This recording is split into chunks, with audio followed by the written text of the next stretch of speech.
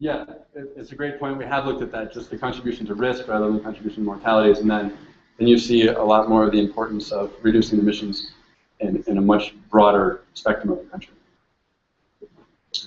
Thank you very much. The next talk will be by Dan Cohen, who's going to talk on dynamic inputs and natural conditions for air quality models.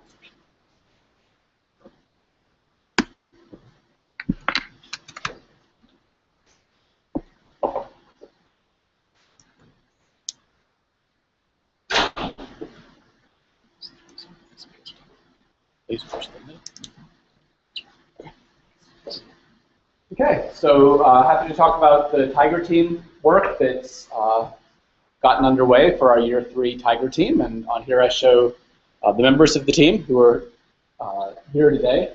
All of us are here. Loretta Bickley at Harvard and working with Lulu Shen, Brian Duncan, and we have Aristide Portier and Dick McNider from Alabama. And like with all the Tiger teams, it's very important the partners that we have as part of this, and they're really an integral part of what we do. And so at EPA, that's Jesse Bash. We've been working very closely with him as we work on the soil NOx modeling, because his group is where they developed, he and Ellen Cooter and others have developed the ammonia bidirectional exchange and the inline biogenics that we rely on for some of our work. And Pat Dolwick has been providing great input about what episode to select, and so we, on our last conference call, decided to focus on a 2012 year-long simulation over the continental U.S. in CMAQ, and Pat expects to be able to provide us those inputs within the month. And we have TCEQ, Mark Estes, CARB, Jeremy Aviz. They've been on all the calls with us. I show the students and the postdoc, and Rui Zhang is here. Those of you who haven't gotten to see his poster yet, I encourage you to do so. And really welcome you. This is an opportunity, since we have a new group of states, we don't have any Northeast states as part of this, really welcome. If any of you were interested in any of these natural conditions that we're looking at, everyone is welcome, of course, in the spirit of ACAST, to be part of our conference calls, part of our team, and pointing us to what we should be emphasizing. So our objectives in this work, it's really 3 main thrusts of what we're trying to do, and I'll talk about each of those 3 efforts and where they stand in the very early stages, and they're all in various levels of ongoing stages of work. And the first that I'll speak about will be stratospheric ozone work that's been carried out by Loretta and Lulu here at Harvard. And then I'll speak about clouds and radiation. So there's something that Aristu and Dick McNider have been looking at for many years, of how can we better use satellites such as GOES that measure clouds to better represent the radiation conditions in the models.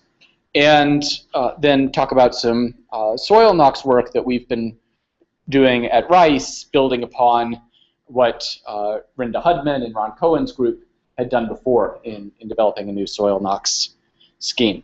Haven't gotten to the point of making sense to do this yet, but down the road, the goal is that all data and tools that are developed would be shared through EPA's RSIG, and then want to, at some point, think about how to do a review paper in the style of what Dave Streets and Brian Duncan have done before, of what are best practices for how natural inputs could be informed by satellite data.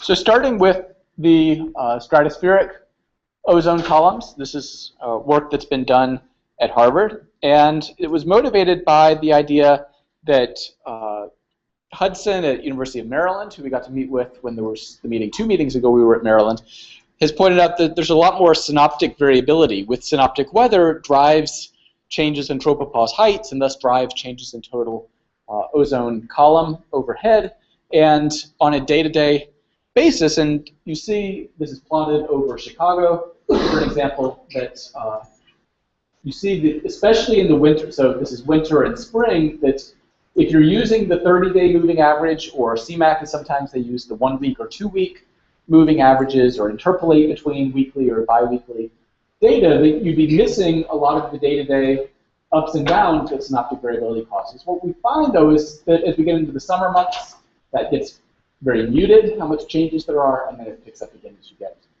into the winter. And so I wanted to look at what, if we were able to, if we started using daily ozone rather than the biweekly or monthly stratospheric ozone columns, how would that affect tropospheric chemistry? The idea being that we aren't looking at this from a tropopause fold or a stratospheric intrusion. We're not looking at sort of things like Brad Pierce and others have looked at, where we're not actually physically bringing any of that ozone down into the troposphere. The idea is that the total number of ozone molecules over your head before you even get to the troposphere, that affects how much of the UV photons from the sun are being absorbed. Of course, ozone has that strong UV absorption. Thus, it affects how much UV light, which drives our photolysis in the troposphere, is making it through to the troposphere. And so it's essentially trying to get our photolysis rates right. It's trying to get our amount of sunlight in the troposphere right. And so this is the preliminary results that they've gotten here at Harvard. I should point out that this is they focused on the summer months because summer is when we most care about the ozone standard and for the peak basis that it has. And what you see is, especially for MD8 ozone, is the blue, that it makes almost no difference. This is shown in terms of a relative difference, so 0.05 would mean a 5% change from baseline. And so using daily rather than using 30-day stratospheric ozone isn't going to affect your summertime MD8 ozone very much. It affects OH a little bit more. It does affect the JO3s, but it really seems to, at least in the chemistry they were using so far, and they have some indications that may be somewhat dependent on chemical mechanism, but at least what they've been using here, it seems to have a very muted effect on summertime ozone. So need to discuss, does this mean that we shouldn't emphasize this? Because our next step had been planning to be putting this technique into CMAQ, so does this mean it's not important? I think, though, that we should probably be looking, are there any effects on PM formation rate, sulfate formation, if it's affecting OH, and so on? Let's look beyond just summer, because I think there's the potential that some of the off-peak ozone and winter and spring PM could potentially be affected. So, not an exciting story here for summer ozone, but I think we should look some more into whether this merits being put into CMAQ. That work was done with GeoSchem. With the data, so shifting now to the data from the satellite measurements of PAR. For a long time, we have Mark Estes, TC, Texas Commission on Environmental Quality, is part of the call. They've been using this data, from Professor Pinker's group at University of Maryland. They've been using this for a long time as a supplement to what they do to get satellite estimates of photosynthetically active radiation. Pinker's group has stopped generating that, and so TCEQ and some others have been interested in how can we get an ongoing data set of satellite-based PAR based on the satellite observations of clouds, and in a way that moves on beyond Maryland no longer being involved in that. So that's where Dick McNider and RS2 BSR have been interested in being involved. This is from the data that we have from Maryland. We had started looking at it before, and it's really striking, is that if you look over an entire month, when we went into this, we thought it'd be a matter of getting the day-to-day variability right. Like, I thought we were going to be able to get, clouds in the right place because the satellite would observe them, and so I thought sometimes the model would have, a cloud somewhere where it wasn't, sometimes vice versa, and so it would go up one day, it would go down another day. It would just get the noise better, but I didn't think it would affect the baseline. But in fact, and we've actually seen more and more papers in the literature that I don't think are getting enough attention on this, but there have been a few papers, especially in the biogenic VOC literature, that have pointed this out, is that it seems that WRF, and it's not just a WRF problem, MM5 had this problem before, any number of meteorology models have had this problem, that they're underestimating cloud. There's a severe bias in missing subgrid scale clouds, missing thin clouds, and so we've got too much light in our models. I've actually been talking with Tracy Holloway and Arlene Fiore on when they're doing the Eastern US episodes, or Pat Dolwick says one of their big problems is some overprediction of ozone during certain times. So I think even beyond what we're looking at from our biogenic VOC perspective here is there could be the possibility that some model errors could be driven by an overprediction, having too much light in the models that I don't think the full community has been looking at enough. So it shows very strikingly here that the Pinker data shows much less light than what the WRF model is giving us. Rui Zhang had a poster that showed initial evaluation of the product that RS2 has provided, where we've just got it for 2 weeks so far. It shows similarly that the UAH product is lower than WRF would have been. It doesn't get us all the way. It doesn't come down as low as Pinker, but we're just starting to work with that data, so I think there's reason. This is very preliminary, and we're going to keep looking at this in more detail. This is what the Pinker Maryland data did. Is the green shows you what WRF, this is at SURFRAD surface monitoring sites, is that WRF was getting way too much PAR. The red is the SURFRAD observations, and the blue, you see the Maryland satellite data was pretty much spot on in terms of the total amounts of light getting it right. We find that using the UAH data, it does lower bias, but it still has a lot of the bias remaining. This is using all data. RS2 thinks there's a couple of glitches in the data so I think the UAH data is going to have better performance once we get some things worked out. So this is just some very preliminary things, shows that it's getting us some partial improvement, but not full improvement so far. And in Rui's poster, he shows what does this mean for isoprene and monoterpene emissions, and shows that the different PAR levels can have substantial effects.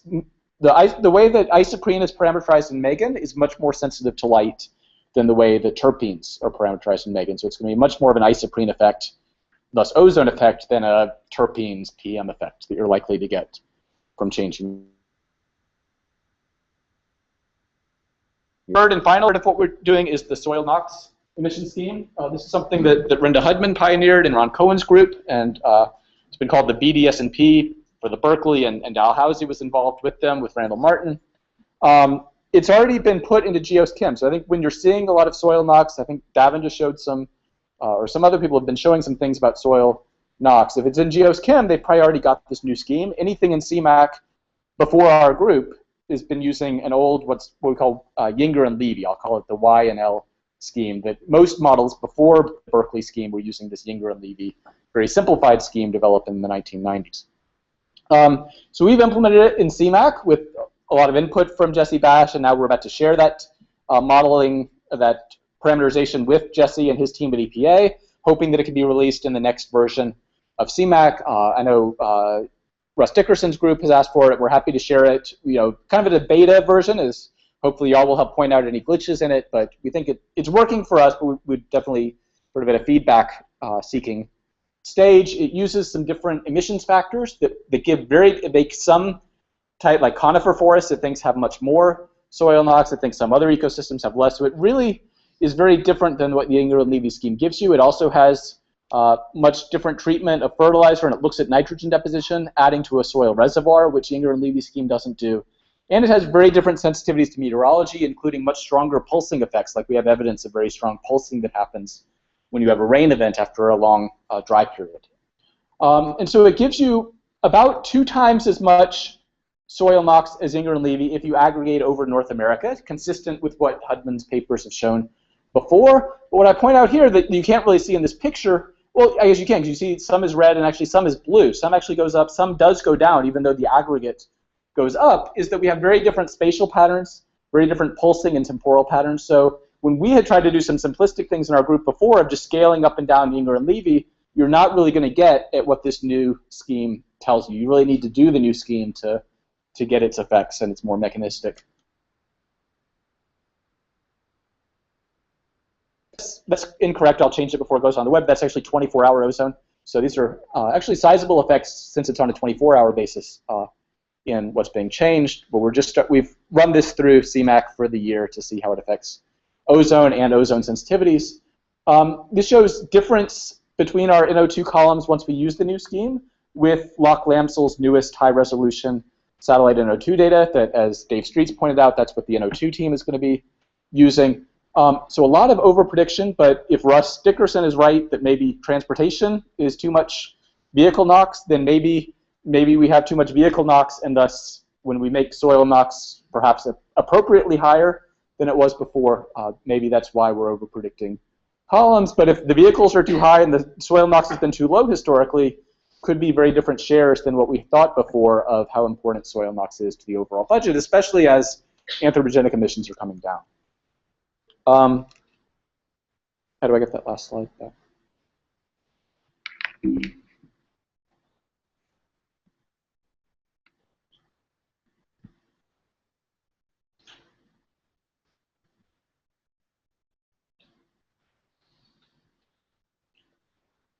So she did make some important sort of recommendations and summary in the last slide, if we could get it.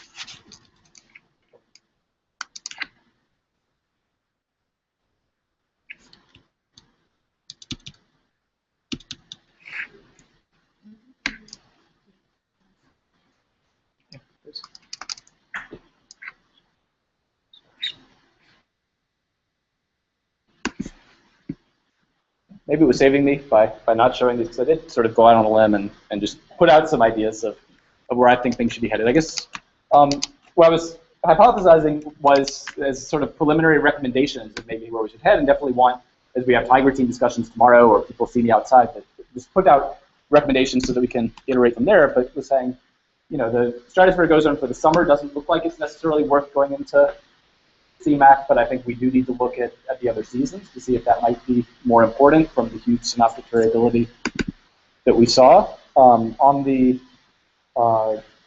satellite PAR, the clouds from Alabama, I think it's very promising. I think there's a big bias that can be corrected by this, and I think working with the Alabama team, we're going to be able to look and do more detailed refinements and evaluation of that product. I think it's not quite ready for prime time, but I think it's very promising.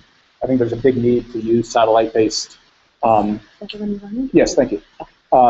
Satellite-based PAR, and what Arastu has published papers on before is using satellites to drive not just the PAR, but to drive the photolysis rates, the J values. So let those be influenced. And if we have, it'd be interesting, I think, to put all those together. Could you have, if you have more, if you have it affecting your BVOC, if you have it affecting your photolysis rate, so if you have less BVOC and less J values, because we should have more clouds than our models currently have, how does that affect the overall modeling? I haven't seen those put together before.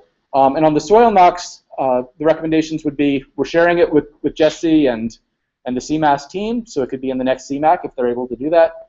It needs more evaluations with observations.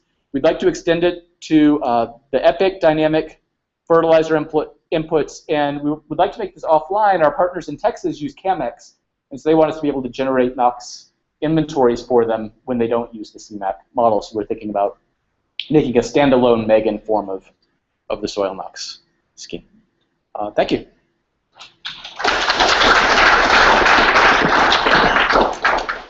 Question to that? Question is so I was asked by LabCo partners to come here and find out where to get PAR. And so if Maryland's not providing it anymore, is there anybody at this point who could provide 2011 PAR? Because I mean, with the EPA analysis, that's something. So Dick or Arastu? So okay, so needs evaluation. This was just a first attempt, and so we need to look at it, ensure. So not put you on the spot, but just is this something that maybe like the next 3 months is something they could expect? For 2011. 2011. Okay, great. Thanks. I think we have to move on. Sorry, to catch up with Dan in the break. And our last talk in this, we are on break now. So our last talk in this session is by Lulu Chen, and it's on the influence of meteorological factors on the variability of surface ozone in the eastern US.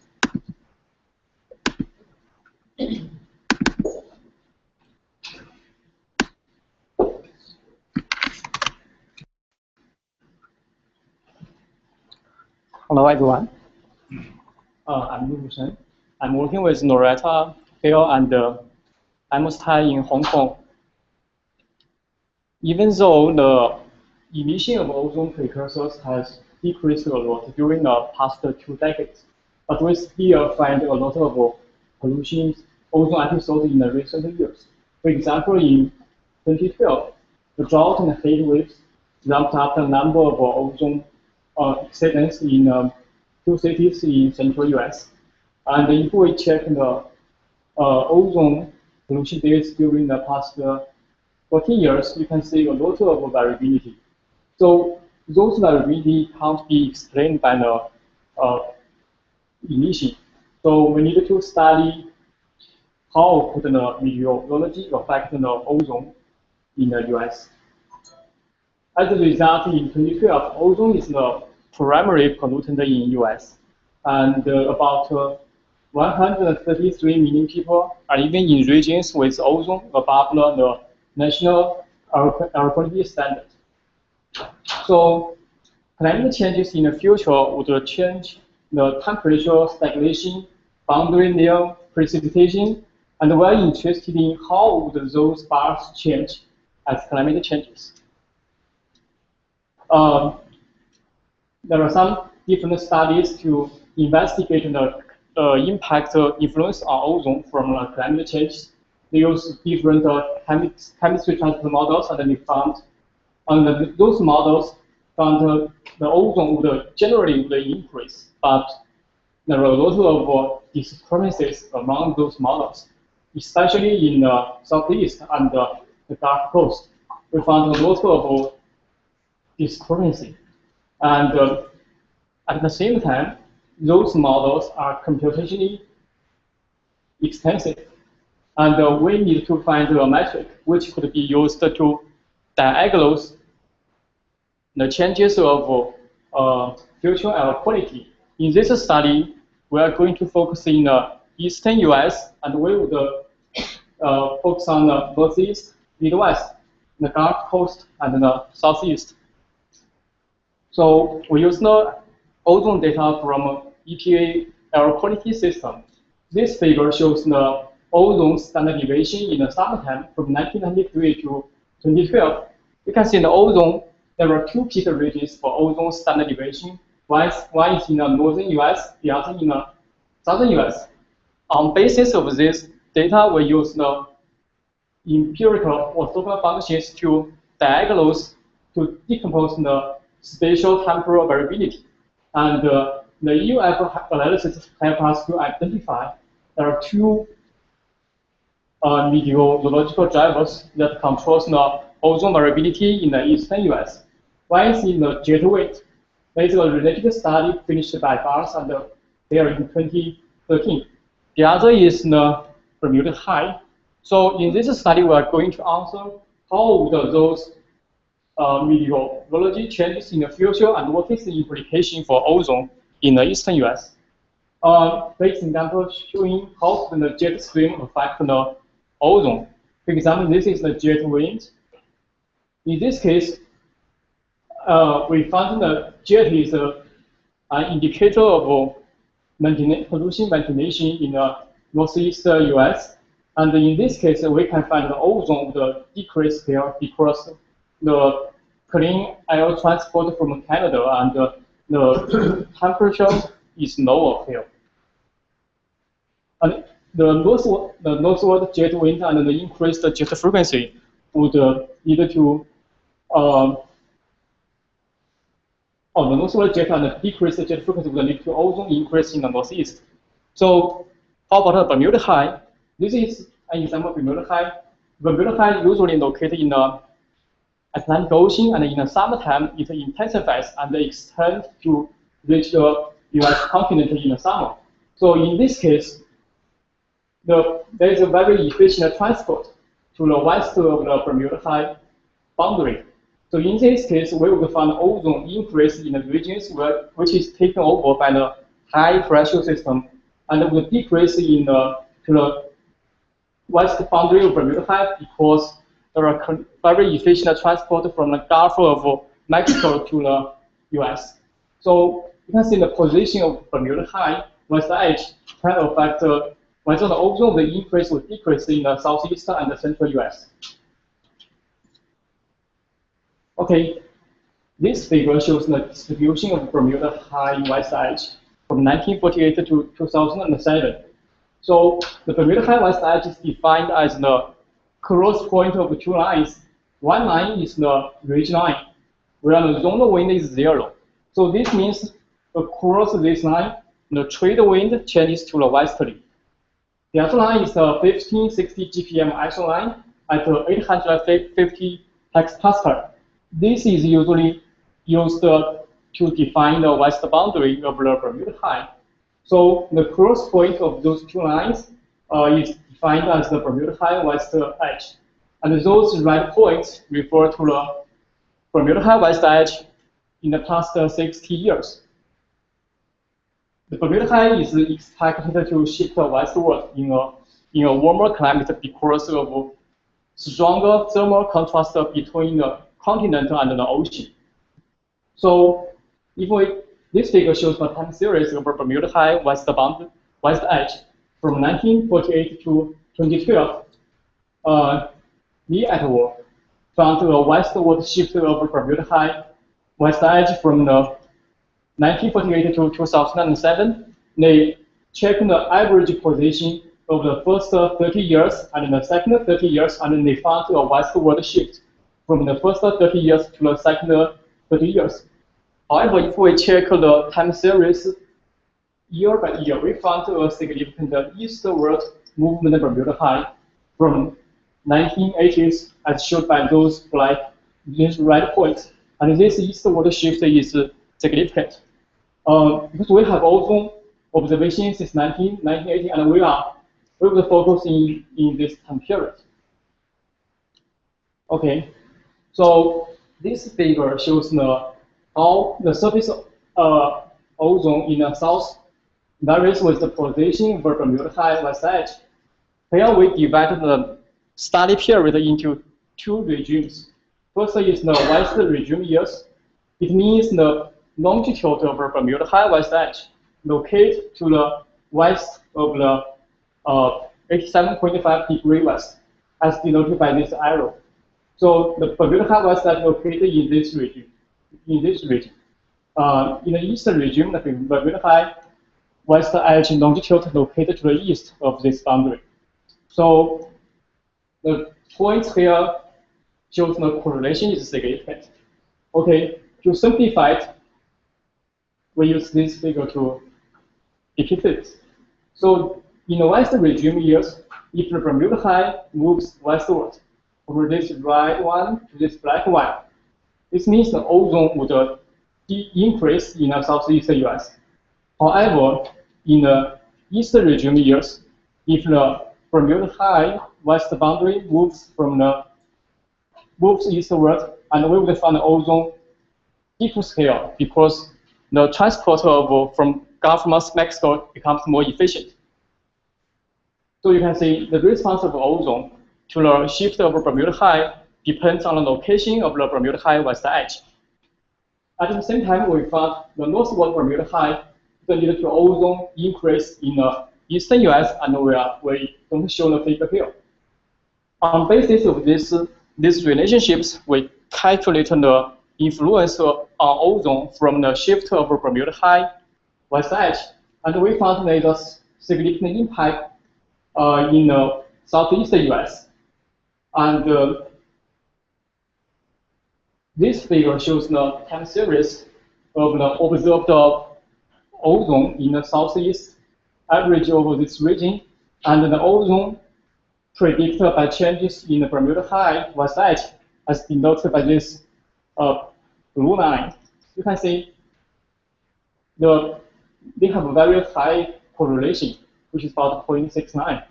And this means the movement of Bermuda High West Edge may help us explain most of the observed decrease in the southeast since 1980. So we also applied this method to the jet frequency. So, and then we get to observe the relationship between the ozone and the meteorology. For the future changes of meteorology, we use the IPCC climate projections. We use the CMAP5 models. We use 25 models are included in this study. So combining them together, we can calculate the future ozone changes. For example, this figure shows the westward movement of Bermuda High from 1950 to 2100. This blue line shows the average Bermuda High longitude of Bermuda High West Edge. You can see a significant shift to the west during these 150 years. And these gray areas refer to the standard deviation among the 25 models. Okay, so this slope means in 21st century, the Bermuda High West Edge would move westward by about 4 degrees. And this should have a significant impact on the ozone in the southeast US. Okay, this figure shows the influence on ozone from different meteorological factors. This one shows the jet frequency. This is very clear here. From the jet frequency, we found in the future the jet frequency decreased slightly, but not very strong. So we found the ozone increase in the Midwest slightly. Okay, for the Bermuda High longitude, it moves westward. And we found the ozone will increase in the southeast US. For the Bermuda High latitude, there is a northward shift of the Bermuda High latitude. This means ozone will also increase in eastern US. This figure shows the combined effect from those three factors, and we found the ozone shows a significant increase in 21st century, about 5 ppb in the southeast. In the Midwest and the Northeast, we found a slight increase, but not so strong as the Southeast. Okay, this is my conclusion. So we found the Bermuda High could partly explain the observed ozone decrease in the Southeast. In the future, the Bermuda High movement would lead to ozone increase by 5 ppb in Southeast. And users who observe the relationship between ozone and meteorology can exactly quantify the climate penalty. Thanks.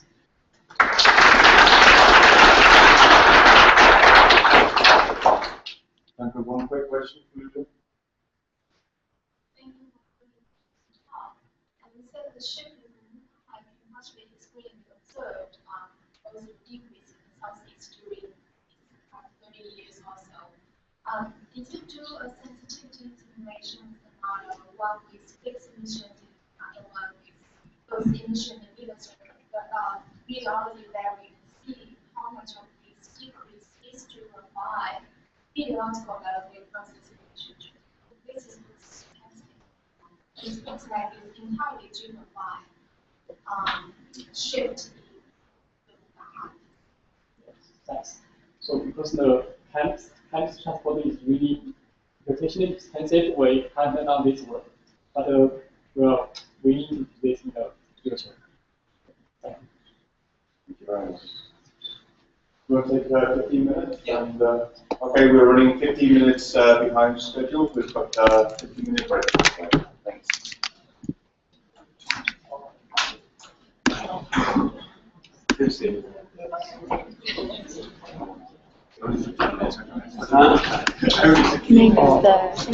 Next talk to us. Do you guys have data stuff?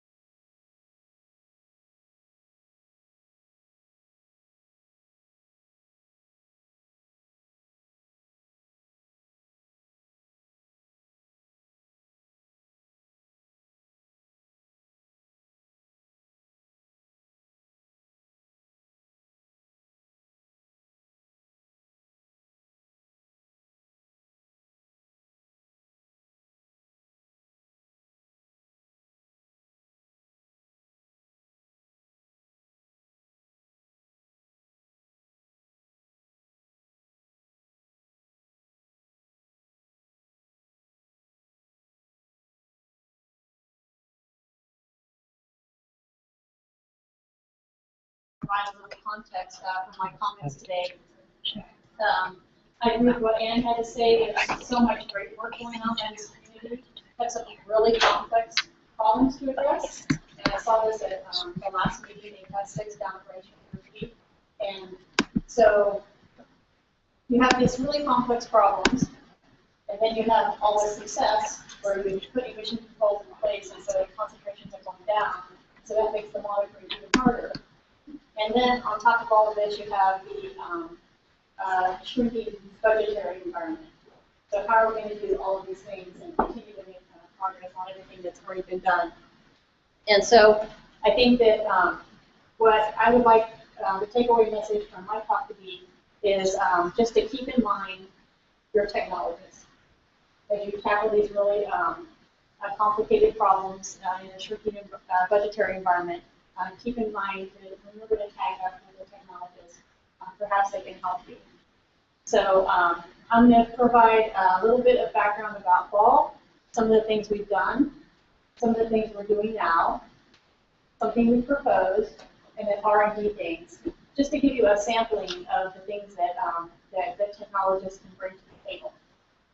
And so the other thing I want to add is that this is not going to be a complete overview of Ball Aerospace or of any of the other technology and engineering expertise that's out there. It really is just a little snapshot as a reminder to keep the technologists in mind. Certainly NASA has a lot of engineering expertise as well as the other aerospace companies, so just keep that in mind. Oops. I'm done. Okay. We're all going for beer. So, so I think the takeaway message is that Ball delivers this one-of-a-kind systems for advancing science and science applications. This is just some pretty images from Ball's repertoire of past projects. This first one up here is microwave imagery from the GPM microwave imager that just launched earlier this year. Here's a picture from our Deep Impact mission that Ball did whenever we sent a spacecraft in to hit a comet. Here's a nice little image here of terrain map of Mars taken with a high-resolution imager that Ball built. We also did the Kepler mission, and out there looking for planets, and I believe that mission is continuing now. And then, of course, one thing that Ball's pretty well known for is Hubble telescope, and so we have many, many images from that project. There's a lot of space science here in addition to Earth science, but we do have a long track record of supporting NASA's Earth science remote sensing needs. I put here a snapshot from the NASA website of the ozone hole over time. Ball's been doing ozone measurements for NASA for a really long time, the SBUV instrument, the SAGE instrument, and now we're working on the TEMPO instrument. And so we all know how important working on this issue was. We've also built the Calypso LiDAR. So this is a backscatter LiDAR that's in low Earth orbit that circles the Earth, firing a laser beam shown here up into the sky. I don't know if you can see those two beams going here. This is from ground test. And so this has been just celebrated its 8th-year anniversary on orbit. And so from this 8-year record, they're able to put together a climatology of aerosol optical properties on the Earth. And then again, the GMI instrument here in development and the picture of the launch. So those are some of the things that we've done in the past. And so what are we doing now?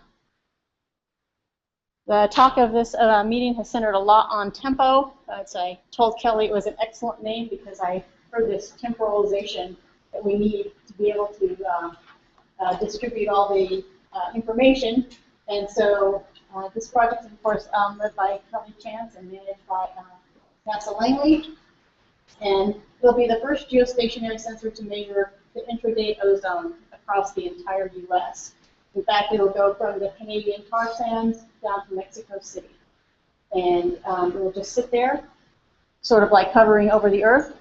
And from that, you should be able to watch the ozone and the associated pollutants that it measures over time within a single day. So this is in development, The preliminary design review is scheduled for next month, so that's where they are in the process. We're very lucky to have another instrument called GeoTasso. GeoTasso was an ESTO-funded instrument incubator program instrument, and it was funded for risk reduction for another Earth science mission called GeoCade. But it turns out that it's a very good airborne demonstrator for tempo. And so here's a picture you'll probably see again or have seen in the past. This was data that was, the retrieval was done by Caroline Nolan here at Harvard from GeoTasso data that was taken during the Discover AQ campaign flights down in Houston. And so this map here represents, in red colors, it represents high NO2 levels.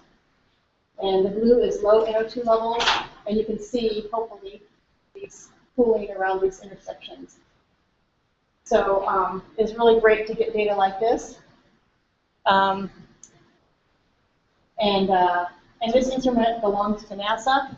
We are planning on flying it as part of the Discover AQ and PrEP campaigns starting next month. But I want to point out that this is basically a NASA asset. And so if you have needs for getting some specific data that targets these molecules that it can measure, the same as tempo, then please don't hesitate to contact us, because we want to see the instrument used as much as possible. So these are the things that that we're working on right now that are space-based as well as airborne. But across the board, we have quite a lot of focus on air quality in the current programs that Paul's working on. So in addition to the satellite instruments, we're also working on the airborne instruments. Once again, we'll be flying with Discover AQ and PrEP. This is a shot of the Discover AQ plans. This here in the center is another picture of an instrument that we have under development. It's called the Advanced Leak Detection LiDAR. And so this is an active sensor where it's sending out a beam, and it's trying to detect the alkane emissions that are coming off of leaks associated with liquid fuel lines. And that can be, that signature can be, spectroscopic signature can be in the soil or in the atmosphere. And so this is probably more at the critical design review stage. So it's kind of disappointing that this didn't get going in time to support Discover AQ and PrEP. But we are working on this for the Department of Transportation.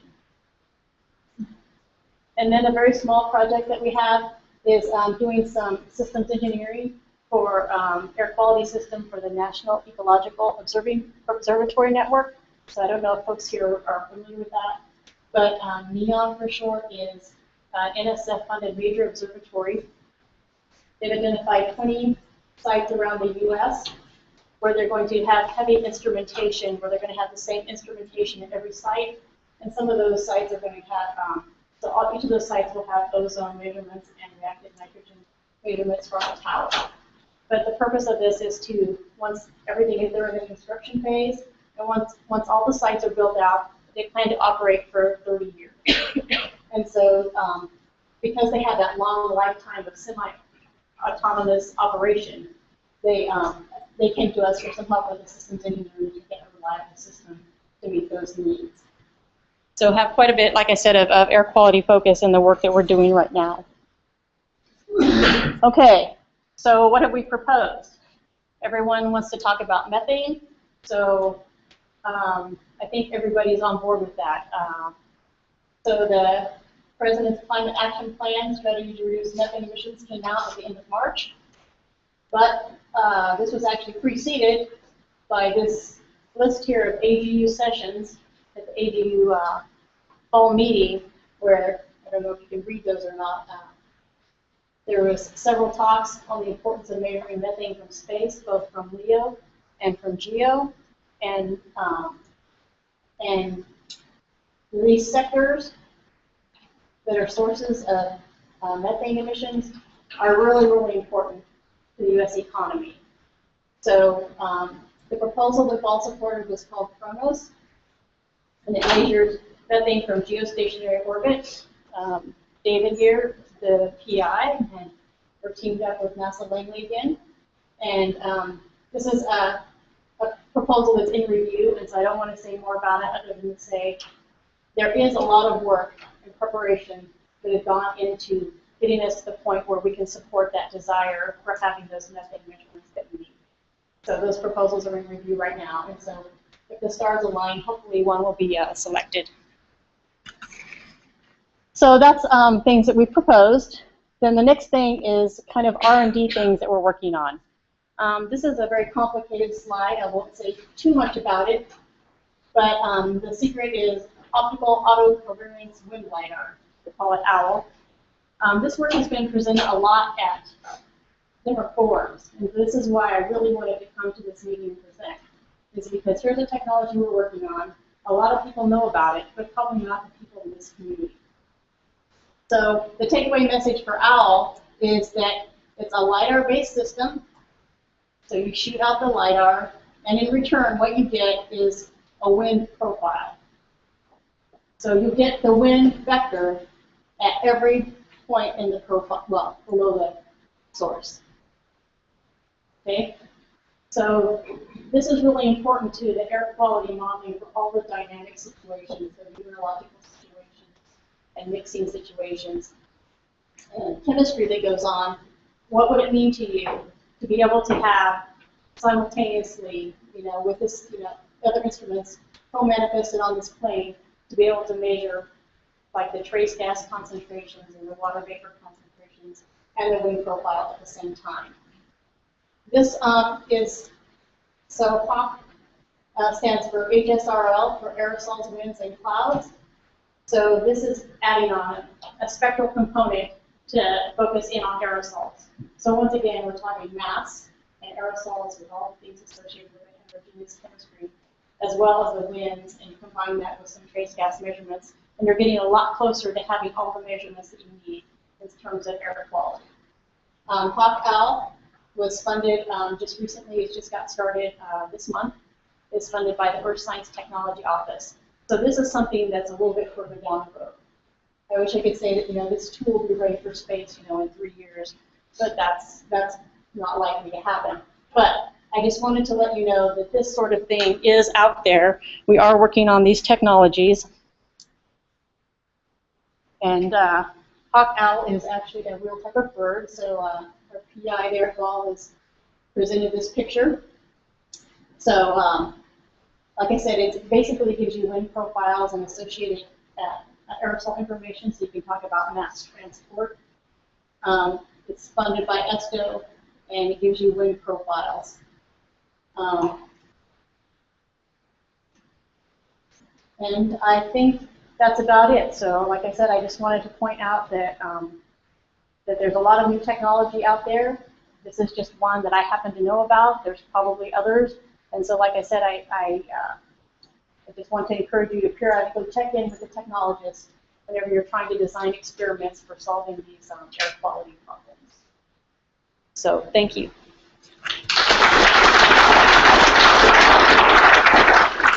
Thank you for sticking with time. Do you have any questions? So, are you building an airborne simulator for HAWK-OWL as well? We are building the instrument. Or will that fly on an aircraft first? Yes. So I'm pretty sure that the IIP covers aircraft flights, but I'll double check that. I think we get approved aircraft flights.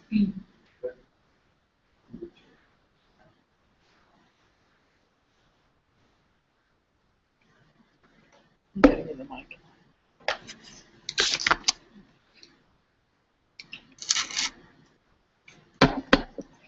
Okay, something else that we've been hearing about or hoping for, ammonia from space. How good are the current measurements? And what could future instruments tell us by Karen Katie Ferreira?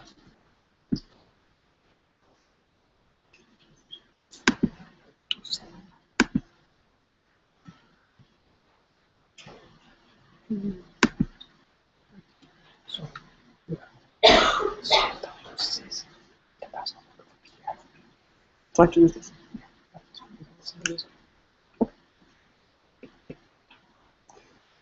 hi everyone. Thank you for hanging in for a talk about a minor trace species, as we call ammonia.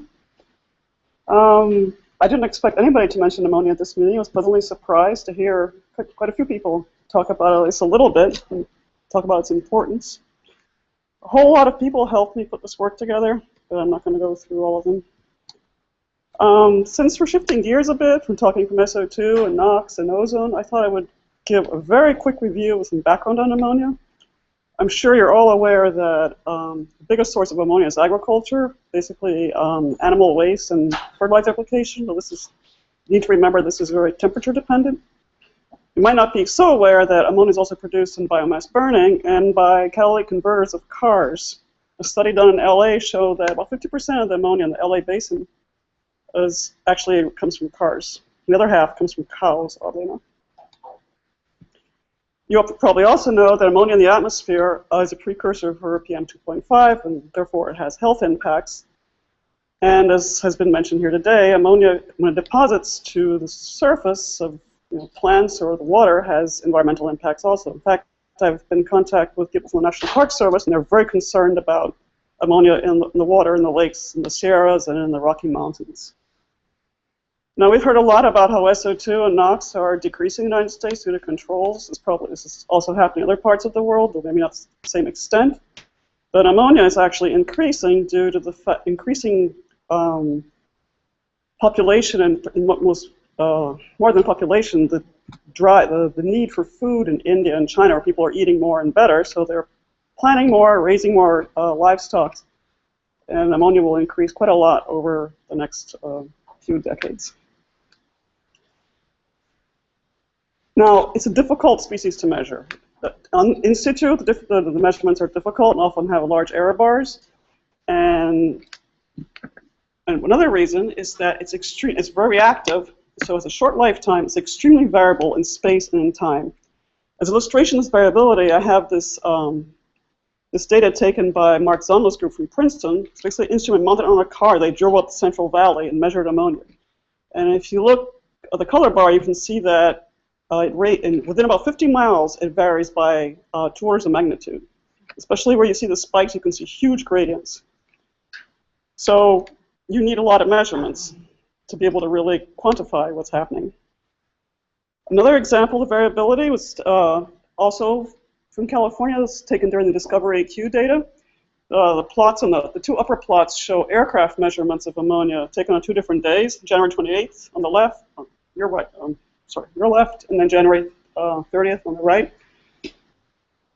And you'll see 2 sets of curves. The lower curves were taken at 11 o'clock in the morning, and the higher curves are taken at 1. So within 2 hours, the ammonia measured by the airplanes changed quite a lot. Now, this is a little bit misleading. It's not so, was what we found is, by looking at the boundary layer height, what we found is that at 11 o'clock, the airplane, you can see the little icon there in the lower left showing the boundary layer height. The airplane was flying above the boundary layer or touching it, while at 1 o'clock, it was actually in the boundary layer, and therefore, you see much more ammonia. So, in a campaign like Discovery AQ, you have all this data. You have the aircraft ammonia data, you have the backscatter data, so you can understand what's going on.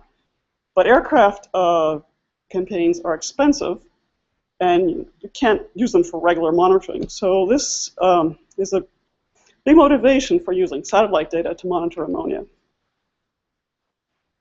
And I've been looking at measuring ammonia from 2 different instruments, from the TESS instrument on the R satellite, which has been up there since 2004, and from the CRIS instrument on the MPP satellite, which has been up there for a couple of years now. The TESS ammonia product is actually an operational product, and CRIS is sort of a prototype we've been working on for about a year or so now, trying to understand how good it actually is. Now, these are both FTS instruments, and they're flying on LEO orbits, so they have some things in common. There are some differences that I'd like to point out. First, TESS has a much finer spectral resolution, so it can sense ammonia far closer down to the surface. So 0.06 versus 0.625. TESS has this very narrow, kind of spaghetti-like strip that it takes around the world, while CRIS scans from side to side. So TESS comes back to any point on the surface once every 16 days, while CRIS can give you daily data, which is a huge advantage. And furthermore, TESS has, or CRIS has slightly better signal-to-noise ratio than TESS does, so it might make up a little bit for the lack of spectral resolution. The bottom plot just shows TESS footprints on a global survey, which it does every 26 hours, and it goes around the Earth 15 times and measures all these places. There's another TESS observation mode called a transect, where they measure every about 12 or 15 kilometers, so you get a much more closely spaced observations, denser spatial observation. Some of the data I'm going to show uses this transect data rather than the global survey data. Now I know I wanted to emphasize a couple things about ammonia. The top plot is a simulated TESS spectrum, and those of you who looked at spectrum will recognize the big ozone feature right in the middle, and there are water vapor lines on the sides of some other species, but no matter how hard you look, you'll not see ammonia. The only way to see ammonia is to subtract everything else, look at the second plot, and then you'll see the ammonia features. Notice they're about 2K, and this was for an area with high surface temperature and a lot of ammonia. So the signal is fairly weak, one. Second, the signal also depends on the thermal contrast, the difference between the surface temperature and the temperature that the ammonia is emitting at. And you can see this on this plot over here. It's just a very simple plot, where I've plotted this ammonia signal, the strength of the signal, as a function of thermal contrast, 4 different amounts. So you can see, if you start at 18 ppb, if you have 18 ppb and start with like 25K of thermal contrast, as you decrease thermal contrast, the signal gets weaker and weaker and weaker. Conversely, if you start with 4 ppb, you can actually get a signal that's significant at 25K. So the thermal contrast plays an important role in ammonia detection. These are averaging kernels for both TESS and CRIS, and I basically wanted to show them because they reveal that basically we have one piece of information. You just see one hump there. You don't see 2 or 3 the way you do for methane or ozone, some other species. And since we have only one piece of information, this means that we can't really get a column shape. We can get some idea of the total amount of ammonia there, but we can't get a column shape. And to make it easier to compare across instruments and with in situ measurements, we take that information with it. We calculate a weighted average of the profile and use that. We call it an RVMR. It's very similar to the RTVMR concept that people use for methane. So the plots that I show from now on, I'll be using the RVMR rather than a profile value. So what does TESS show us regarding ammonia? Here we have about 7 years worth of global data that we've averaged, and a couple of features jump out immediately. First, and most obviously I think, is the hot spot over India. There are huge amounts of ammonia. Second, if you compare the upper plot to the lower one, you can see the big change in ammonia from winter to summer in the northern hemisphere as agriculture gets moving and as the temperatures rise. And then finally, over South America, especially over here on September, October, November, you see a big biomass burning signal. Now, the question is, okay, these all look reasonable features, they make sense, but how good is this data actually? The first validation I was able to kind of perform was using a set of TESS transects. It was highly closely spaced data over China for about 3 years worth of data. And these transects ran right over Beijing, and for 2 years, winter through spring, and I plotted months of seasonal means on the corner over there. And you can see there's a big peak at Beijing. So I decided to look at the Beijing data a little more closely. I just plotted monthly means of the Beijing data and compared it with some local data that was published in ACP in 2011. And you can see that TESS catches the high peaks in the summer and dips down in the winter. So yeah, the seasonal signal we can observe, or at least we're correlated with this local seasonal signal. This has also been shown by some work by Rob Pinder in North Carolina. He was able to show that TESS captured the change in ammonia from April through November. Now, now we're going to do some comparisons with the Discovery AQ data. On my plot a few slides back, I showed this data collected by the surface instrument and then also the aircraft data. So here on the left is a plot of the aircraft data and with TESS overlaid on it. And you can see that they're very closely correlated. And here I was using the RVMR. But Mark Zombo's group decided to try something different based on the fact that in the Central Valley we have good thermal contrast and we have pretty strong signals. He said, what if we looked at the total column? We do calculate a total column. We've always been a little bit nervous about using it, but I said, okay, fine, go ahead and see what happens. So he, by assuming that the boundary layer ammonia was well mixed and there wasn't any ammonia above it, his group estimated a total column, which you can see over here on the right, and then he overplotted the test total column also, and they actually matched quite well, and was very pleasantly surprised to see this. So this is another way of looking at this, especially in regions where there is a lot of ammonia and good thermal contrast. And now I'm going to compare the test ammonia with the QCL instrument that I mentioned in my early slides, the ground instrument. So the QCL is in blue, TESS is in gold, and then in red we have CRIS, which is the new instrument. And again, you can see they're all pretty well correlated. But as I mentioned, TESS is like spaghetti. It has one observation after the other. It doesn't scan at all from side to side. But CRIS does. So I did a whole bunch of retrievals on the same day in January, and my assistant, Chantel, plotted these over CMAQ predictions of ammonia for this part of California. So you can see the kind of coverage that CRIS will be able to give us when it's generating more operational product. We haven't evaluated it too carefully yet. This is still sort of a prototype. We're pretty excited about how much ammonia information we'll be able to get from CRIS. And finally, both TESS and CRIS are flying on satellites that come by twice a day. So we have a measurement at 1:30 in the afternoon, which is great. It's got great thermal contrast, at 1:30 at night. But there's the question of how much does ammonia change during the day?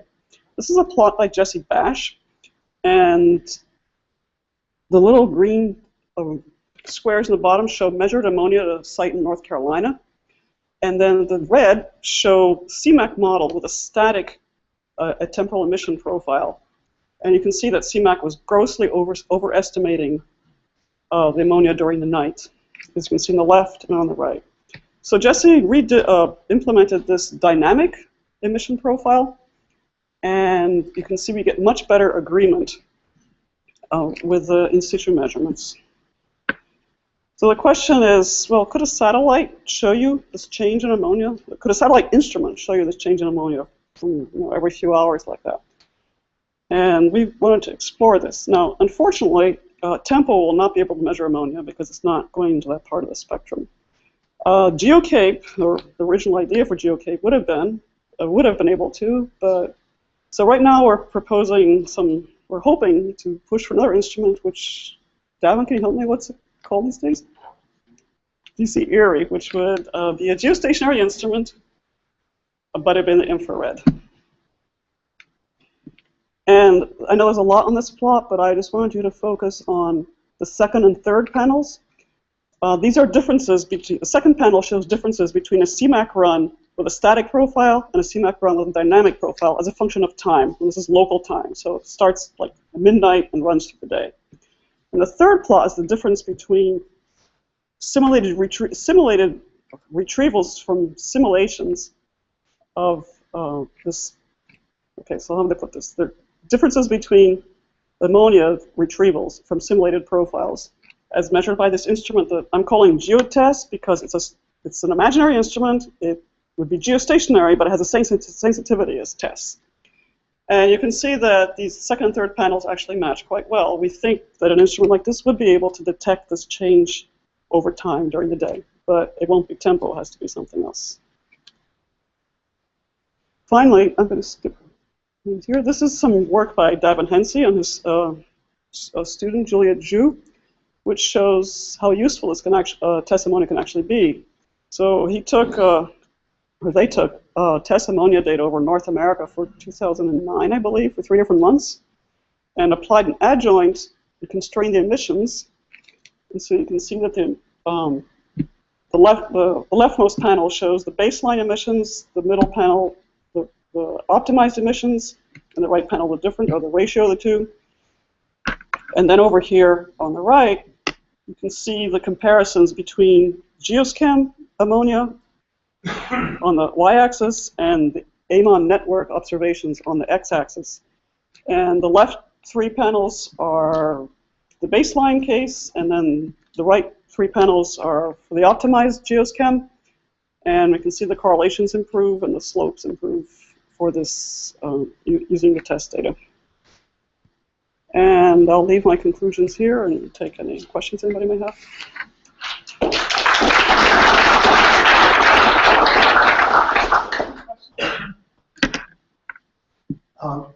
There are high energy vibrational bands of ammonia that might be measured in backscatter radiation. Can you look at those No. sensitivity analyses, or are they looking at their? So far, I've only looked at thermal.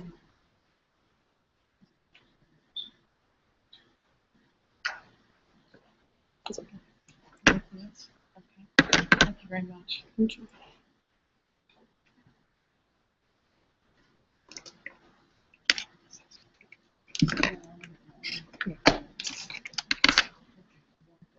Yeah, no, okay.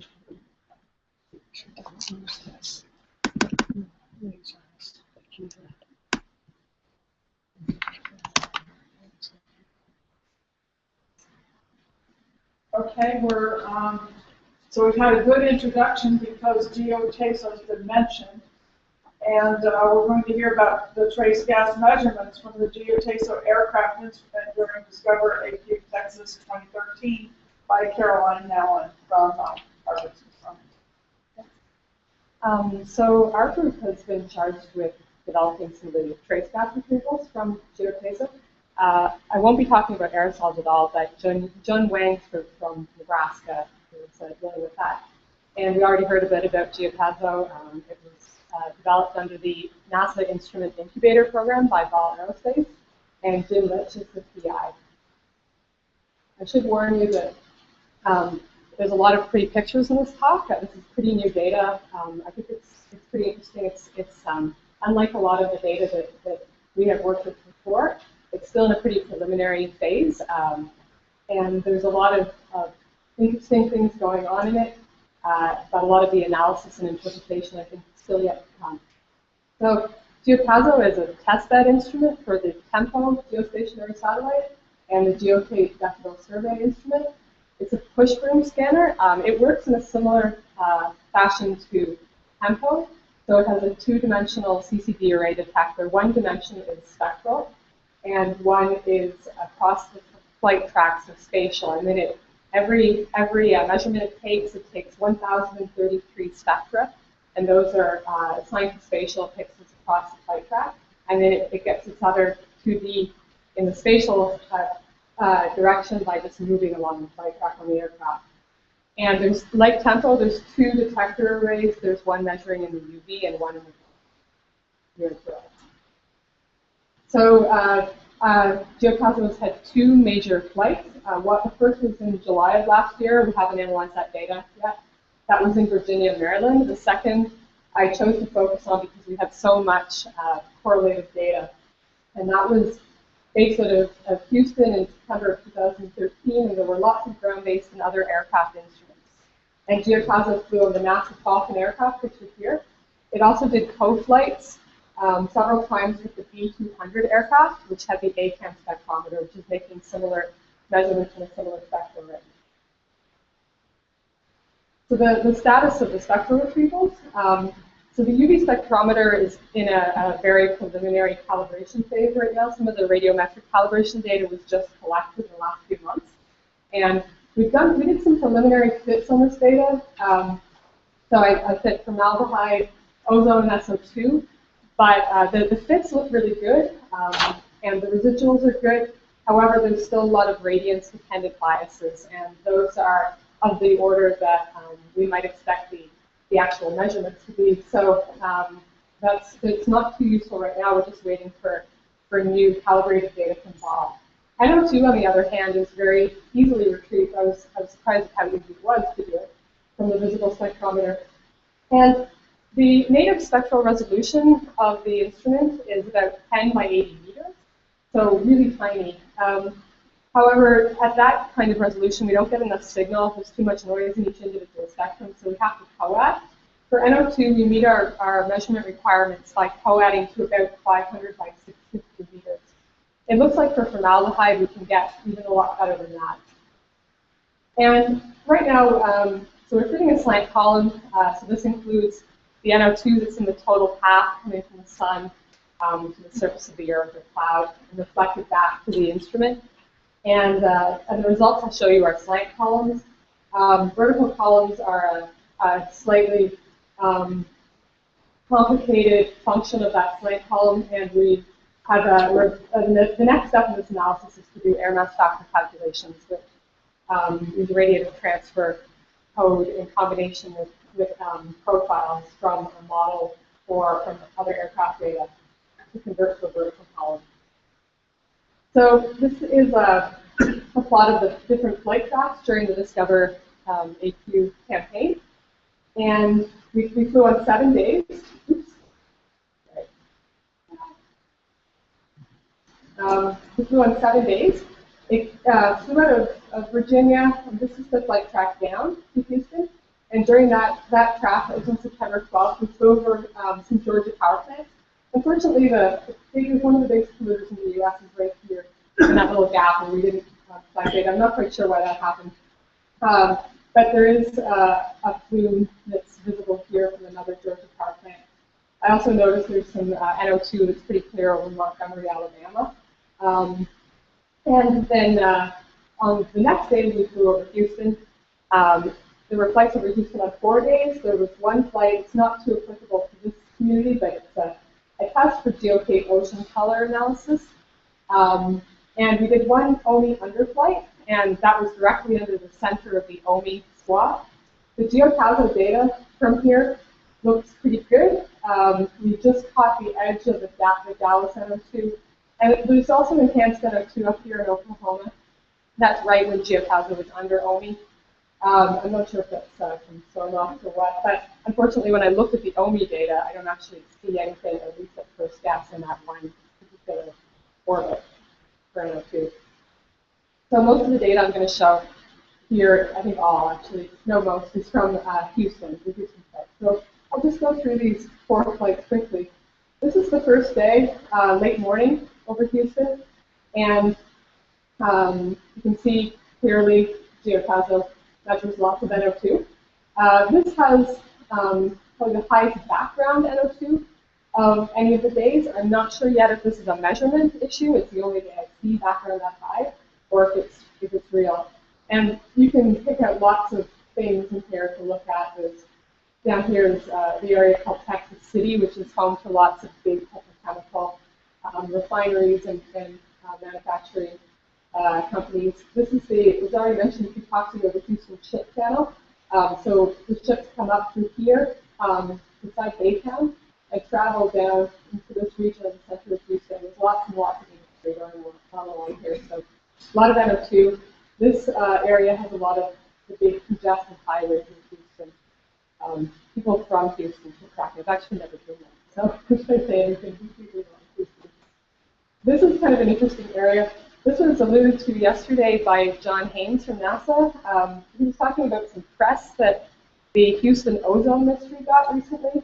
And this is an area that's sort of suburban. There aren't really any major sources near here. And the meteorology in Houston apparently is not really conducive to transporting NO2 to this region, as far as I know.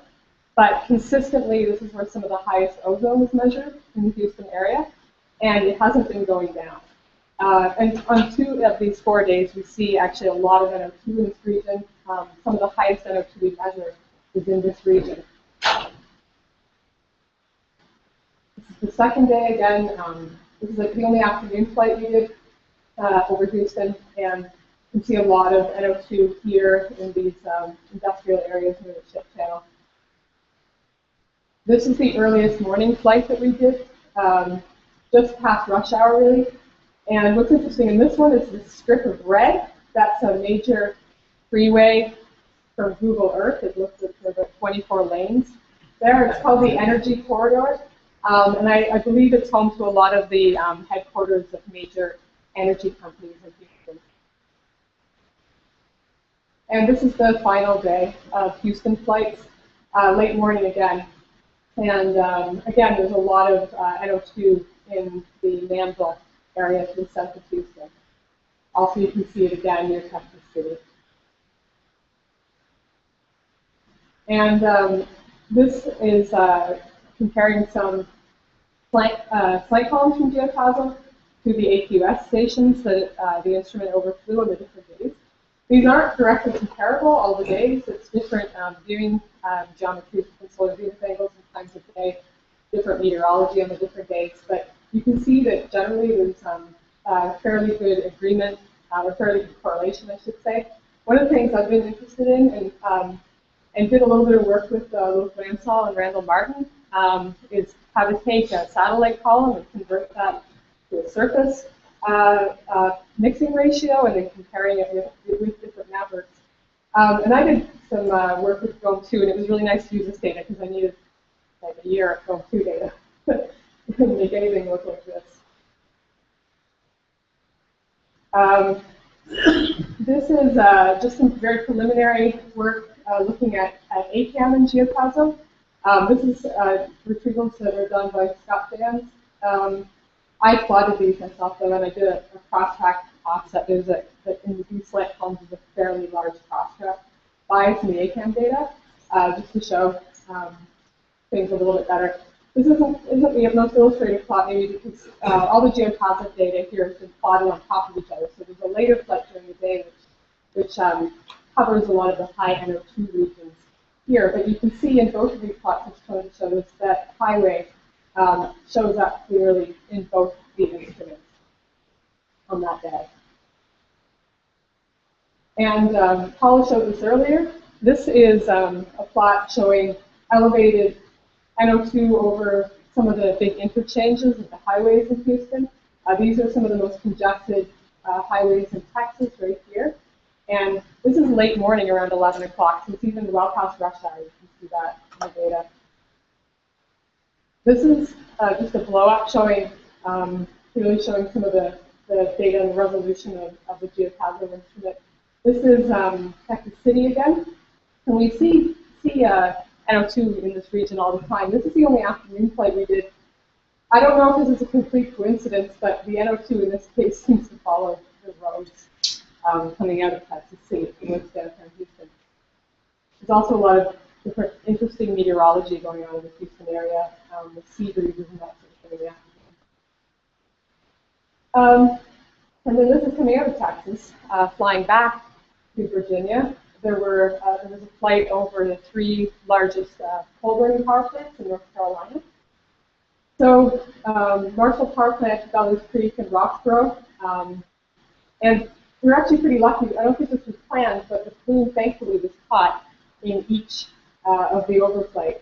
And in each case, the power plant is lying just right on the edge of the swath. And in these two cases, Roxborough and Marshall, most of the plume was able to be captured. I shouldn't say most. I mean, obviously the plume is much bigger than the swath, but we were able to at least get some kind of cross-section through that plume. So I haven't done anything yet with this data, but maybe it's possible to extract some kind of NO2 load out of that plume. Another interesting thing from this data is just the background NO2 in this region. So just as soon as we come into North Carolina, the background NO2 is maybe twice as high as the NO2 in downtown Houston. And this is just a zoom in on the Roxborough power plant, the same data. This is one of the largest power plants in the U.S., and we are easily able to detect the NO2 flow to greater than 40 kilometers downwind from that. So there's a lot of work to do with this data. I think it has a lot of potential, and the next flight will be in Colorado this summer. There's the next things we have to do are to work on converting the slant columns to vertical profiles. And so I'm just waiting on some CMAP modeling, or maybe using the flight spiral profiles to do that. And there's also a whole series of Pandora ground-based spectrometers measuring columns that were deployed during the Houston campaign, as well as just generally bridging the gap between the satellite measurements and these surface observations. I think GeoCasa is pretty well positioned for doing that. And the data from Maryland, Virginia, we still have to look at. And of course, it'll be flying again in Colorado. And stay tuned for more molecules to come. I think formaldehyde, ozone, and SO2 are coming out, should come out of the UV spectrometer where we have some better calibration. And then hopefully, if we're lucky, Blyaxle is quite challenging, but it's been done from ONI, and so we have some experience with that, and water vapor as well. And I'll close and take any questions.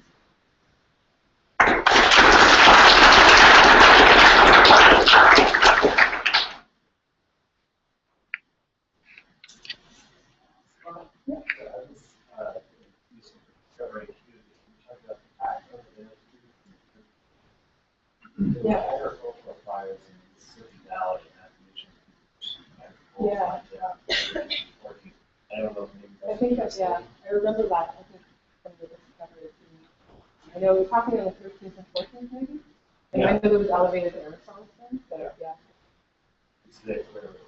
Yeah.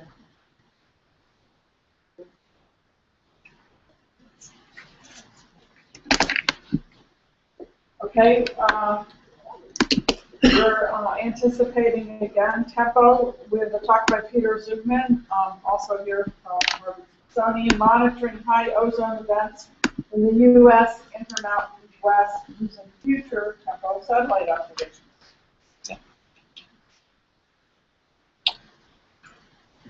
Thanks. I'm going to try to keep this on the short side. I know it's nearing the end of the day, and I know there's a lot of interest in TEMPO, so maybe we can get some questions in after this. I'm currently a postdoc with Kelly up at the CFA. I'm currently working on some of the figurative nuts and bolts for TEMPO ozone satellite retrievals, but today I'm going to talk about some work I did as a graduate student here at Harvard about simulating the type of information we're going to get from TEMPO and how we can use it for air quality applications. So I'm talking with Intran West here, but I think hopefully people from the Northeast can imagine how we might be able to use this information for applications in this region as well.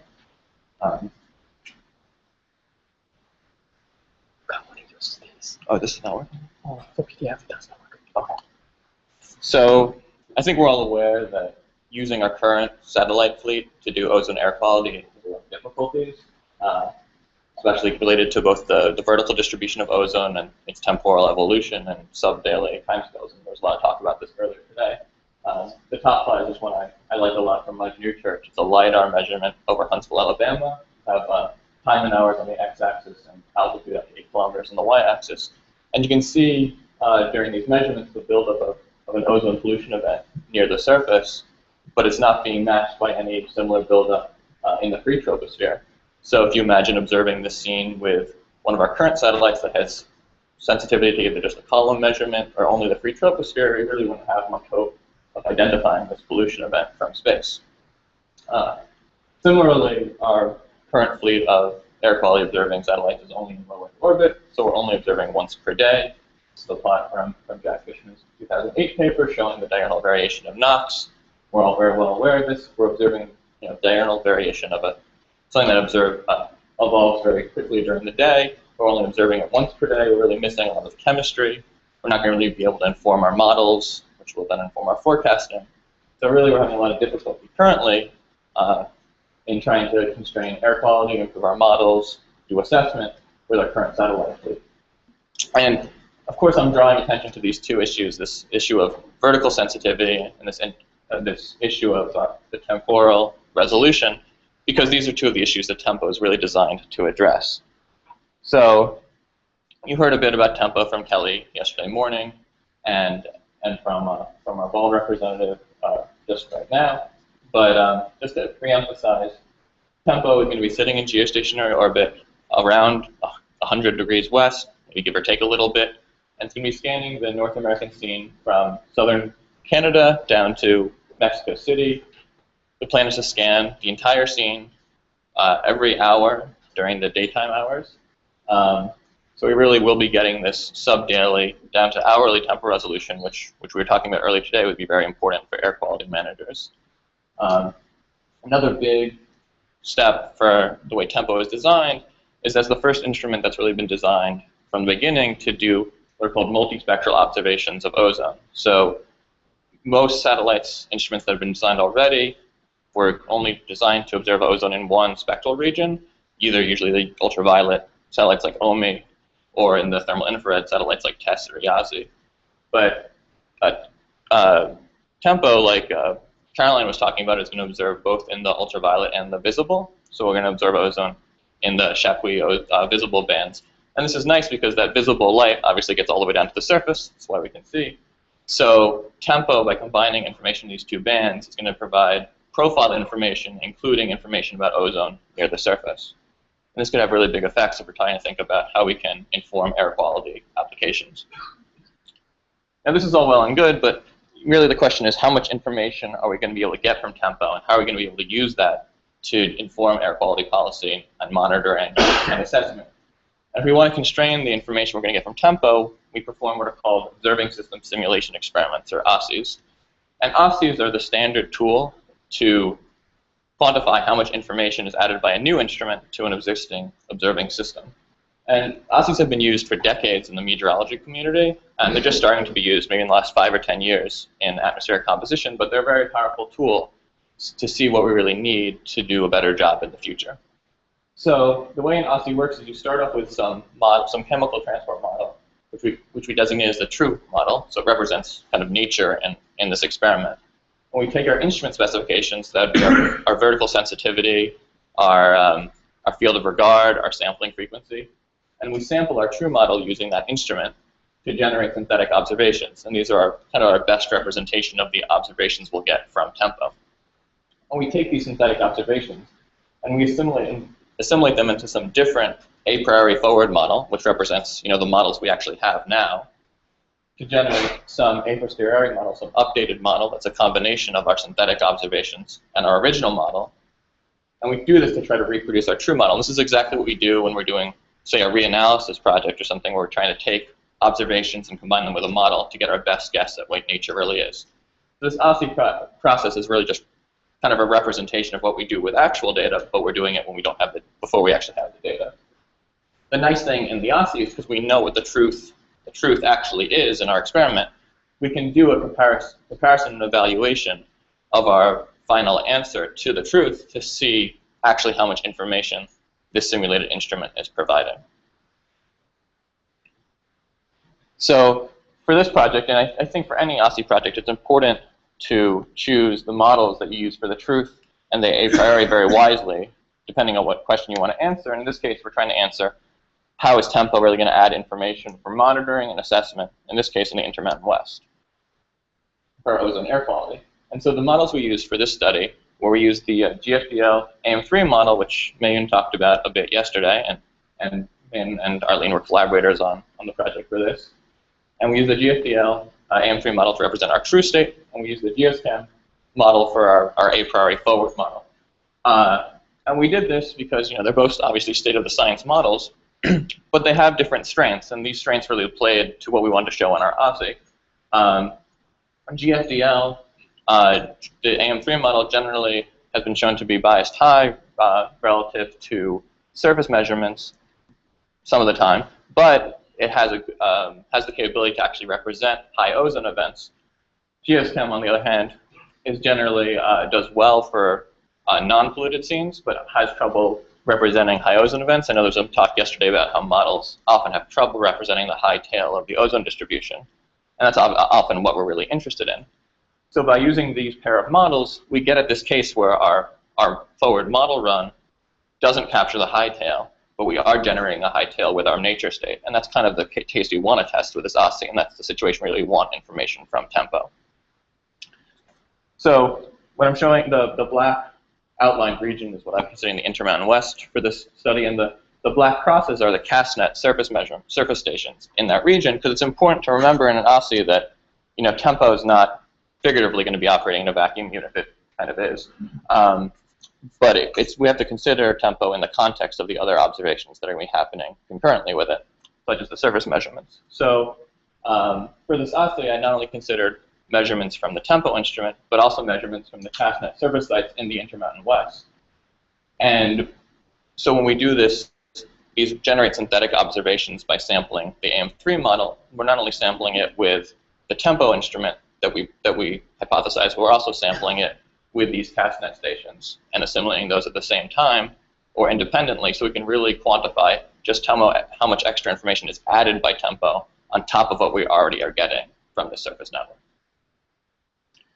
So the first result I want to show is how tempo can help out with monitoring in the Intermountain West.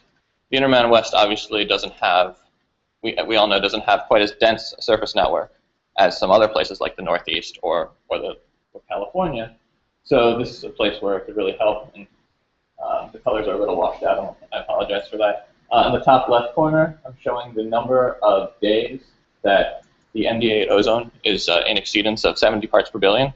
I chose 70 parts per billion because that's kind of what we hypothesize will be the new EPA standard, or at least will be the most lenient of the new standards. In the top right is our a priori model simulation of the same quantities. You can see there's obviously a big disconnect between these two models, showing the different biases between the two models. But it also gives us a nice test case for how much information either surface measurements or tempo can provide. So in the bottom left corner, I'm showing the updated estimate of the number of exceedance days, or high ozone days, once we've only assimilated surface data. And I'm not sure if you can make out the little circles on that plot, but those represent the surface stations in the region, and the colors of those are the measured value at those surface stations. And you can see that the assimilation of surface measurements does correct some of the low bias. It does raise up the number of exceedance days in this region, but it doesn't fully correct it, and it definitely is not able to capture the spatial pattern of where these high ozone days are falling in the region. But if we, in the bottom right panel, assimilate both surface measurements and geostationary measurements from tempo, we are able to fully correct the bias in monitoring high ozone days and also capture most of the spatial pattern of where these exceedances are falling. This is an example of how tempo can be used to assist with monitoring, even in areas where the surface network might not be as extensive as we might like. So this is kind of a broad view of how it can help with monitoring, but there's been a lot of talk about trying to capture exceptional events. In particular, Anne talked yesterday about how ubiquitous stratospheric intrusions or stratospheric influences on surface air, both in the Intermountain West, but we also heard about how stratospheric influence can happen in the Northeast. So I thought it would be useful to look at how tempo can help us with seeing a stratospheric intrusion and trying to attribute an exceedance at the surface to stratospheric air. So this figure is from Mayon's 2012 paper. The left is observations on June 12th, 2010. You can see elevated measured values of ozone at the surface, both in Arizona and the Four Corners region, which are also captured in the model, which you can see in the middle panel. Maybe the model has slightly higher values than what's measured, but the general spatial pattern is the same. And the model, at least, is attributing these elevated surface measurements to stratospheric influence, which is the right panel. This is the value for the stratospheric tracer for the AM3 model, which is what we're using at the truth again.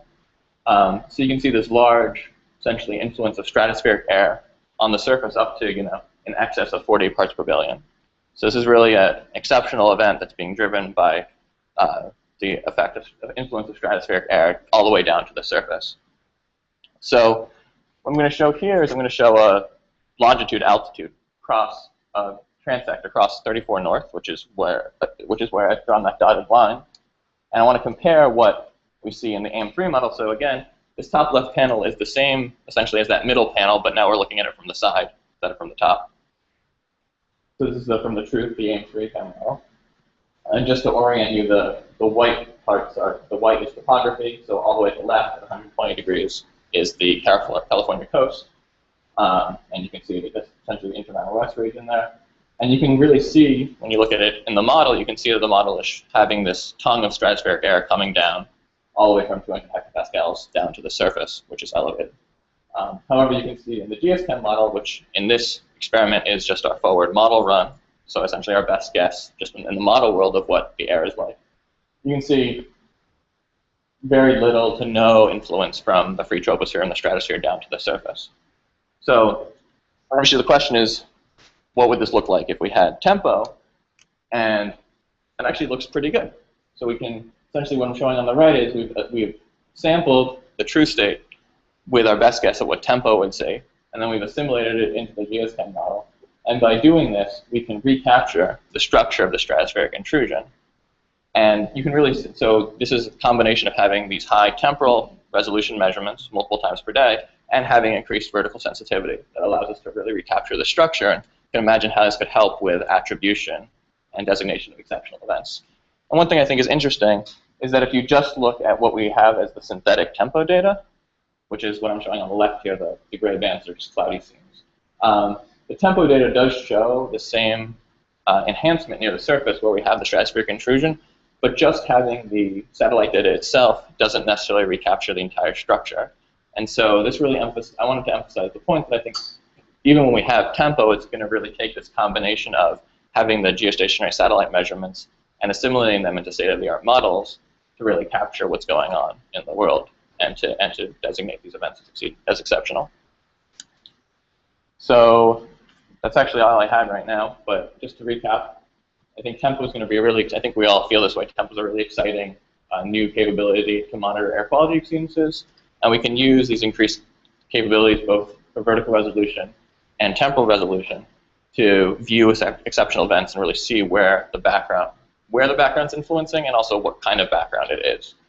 And I think, as we move forward, tempo is going to be launching in about 4 to 5 years.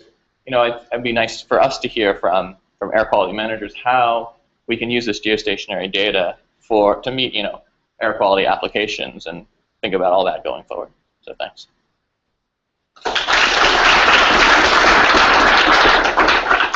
Thank you. Questions? Framework things like the way you guys have, is there a way to incorporate the fact that measurements aren't perfect? Oh yeah, so I didn't want to get into too many of the details of how I did the data assimilation, but the data assimilation does include, instrument errors and smoothing errors, and essentially our best guess at what the errors from the instrument are going to be. Definitely. Would you compare an experiment where you had something like Omi instead of tempo? Yeah, so yeah, I didn't show it here, but we also considered the case of having, we actually used we simulated a LEO thermal infrared sensor, so it observed both at local noon and local midnight, because tempo is only going to be observing during the daytime. And we found that once you had tempo, the influence from the low Earth, the LEO satellite was pretty much negligible, at least in this case, but that's something that can be explored further. Mm-hmm. Thank you again. So we're going to hear on the use of satellite data for evaluation of California urban and agricultural NOx emissions inventories from Siwan Kim, from Noah, Esrol, and Sirius.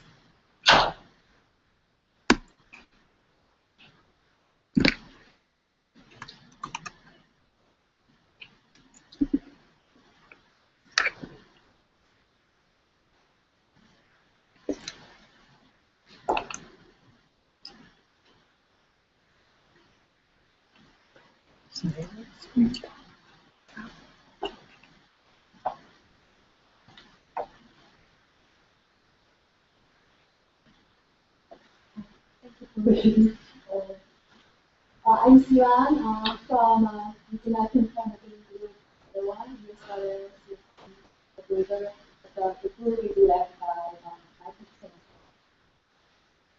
So I'm very happy to hear a lot about new and exciting researches and activities, and hope to interact more with this person. Okay, so first I will talk about majorly about Los Angeles basin NOx emissions, the multiple emission inventories and observations from a field campaign COMEX 2010, and also I also talk about the impact of these multiple emission inventories on model ozone conditions. And next part, I will extend the satellite application to urban and agricultural services in California.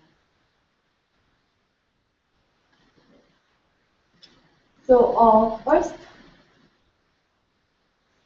emission inventories for 2005 and 2010 were used to as a input to final evolution models of and CNET. The simulation period is May, July 2010.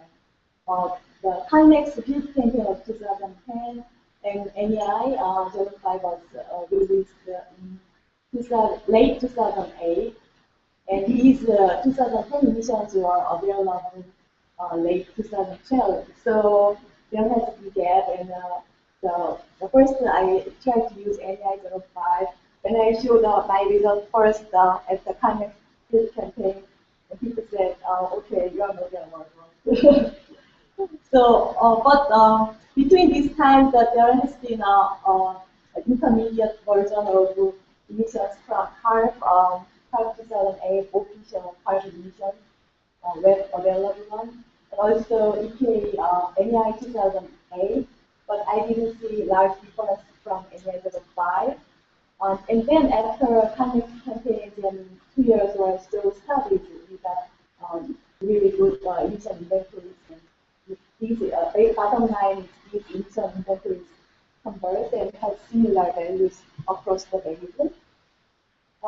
The one big reason for large discrepancies in model using NEI 05 to simulate 2010 is the manual review showed large reductions in NOx emissions and the observations.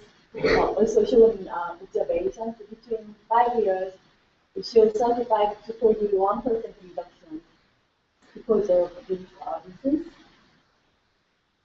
So, this slide shows how useful satellite energy color measurements in study NOx emissions.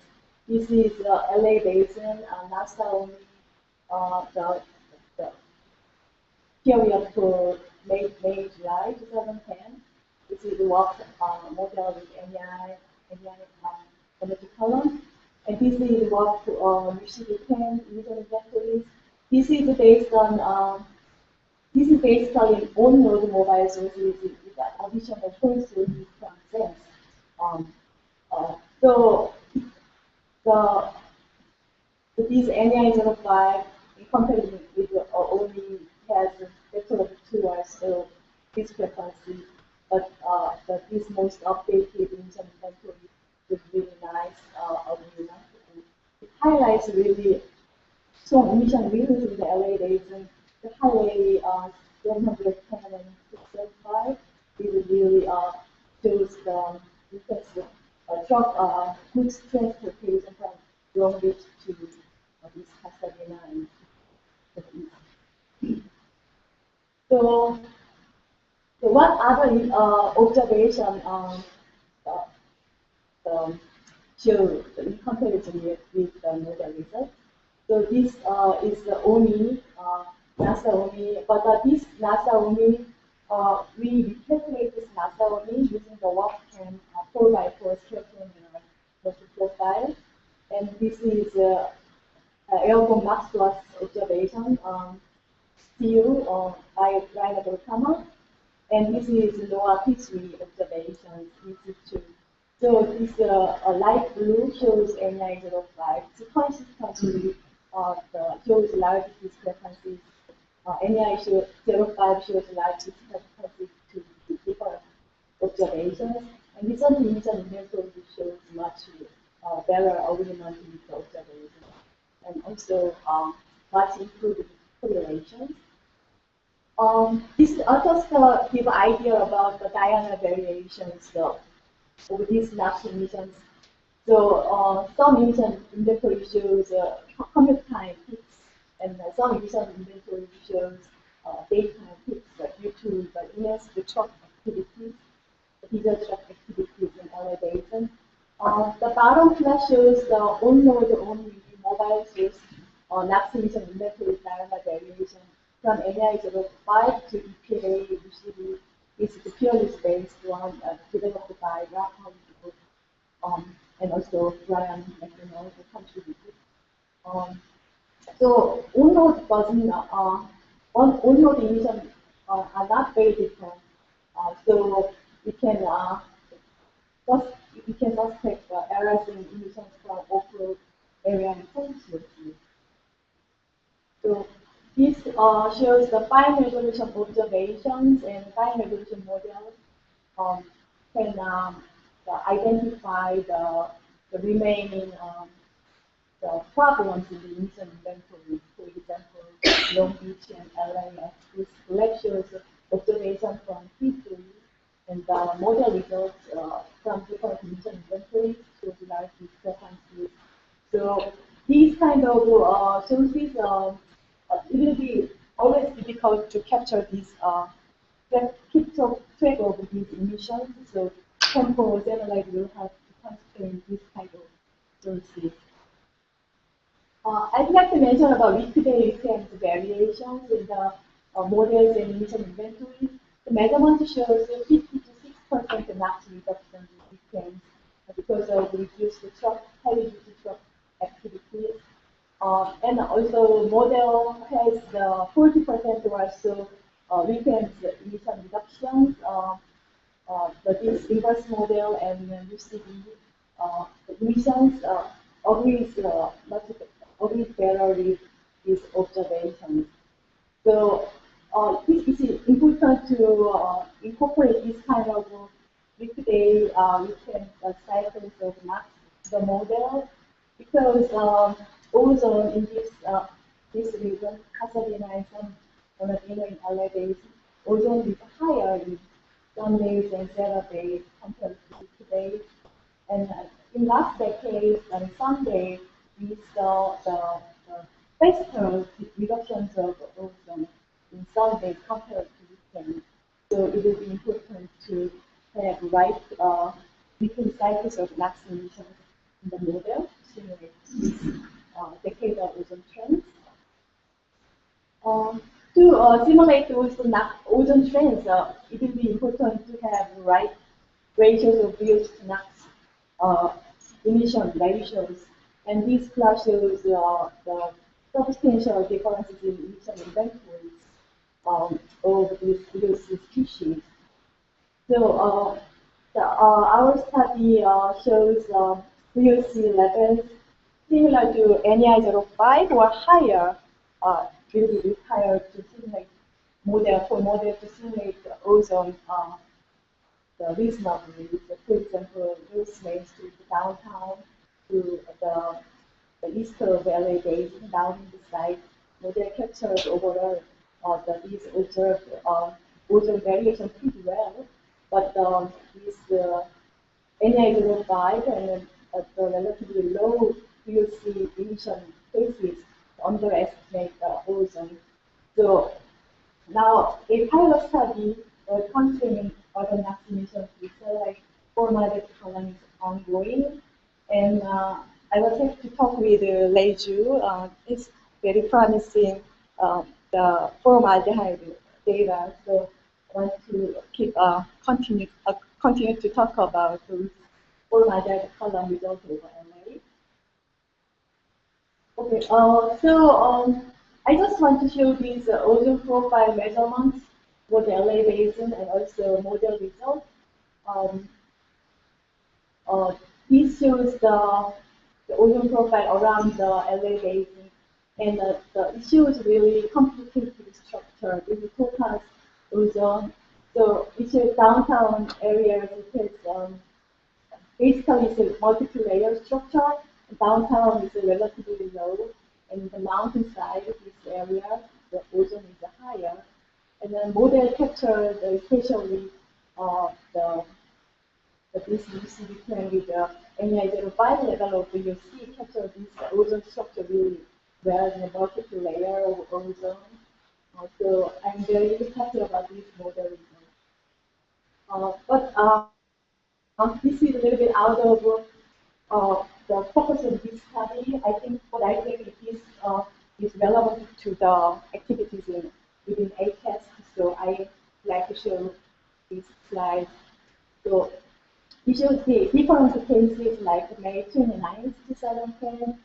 This is observed ozone in the 5 kilometer level, the ozone shows 200 ppb, but my model doesn't have that signature at all. So it will be important to work with global modeling group to fix these issues. Okay, and then I'd like to talk about so I showed really a nice aspect of satellite and retrieval. Now I'd like to talk about uncertainties in satellite and retrieval. So first we compared the Berkeley only, and also we calculated NASA based on what can time resolution and the profile with original only. So this is a pixel-to-pixel comparison. This is original NASA with the different retrieval. This red shows our group's new calculated NASA only is increased overall, but still less than the Berkeley columns. So we think this is remaining large difference between Berkeley and our NASA only. Is caused by algebra differences and everything only algebra. So keeping that uncertainties in mind, and now I show several the multiple Omi energy columns and model results for different source regions in California. This is this is LA, and this is the pixel-to-pixel comparison. Using the working with CD10 and also Berkeley to NASA only, and the center shows K9 only. It shows overall it's pretty good correlation, and it shows consistently a little bit high Berkeley and a little low on NASA. So the Sacramento is similar. It's lower dynamic columns, Berkeley is a little bit higher and higher. The columns in the models, NASA shows a little bit lower than the overall. These initial inventories work pretty well in comparison with after observation over the Sacramento region. This is observation and model with different initial inventories, NL75, Part 10, and BCD10. Similarly for the Bakersfield, but overall the correlation is pretty good. And lastly, I'd like to highlight the comparison over the agricultural source region. This is the rice field north of Sacramento. So the consistently for all the retrievals, model is quite underestimated. So it shows the emission potentially agricultural emission are underestimated for this rice paddy. So next, this is the agricultural source representing cotton field in Central Valley. So the all three retrieval shows a much higher value than model column. So this so it will be next time it is important to estimate these agricultural NAP sources from the satellite. And also, yeah, it will be interesting to communicate with the band team. So this is a summary. So the bottom line is the incorporating active temperature in on-node mobile emission is essential for the LA basin. And the VOC emission is also important to predict these ozone trends correctly. And yeah, in the future, the considering agriculture maximum satellite data, of course, the VOC will be improved. Thank you for your attention. And papers in preparation that I acknowledge the study support. Thank you.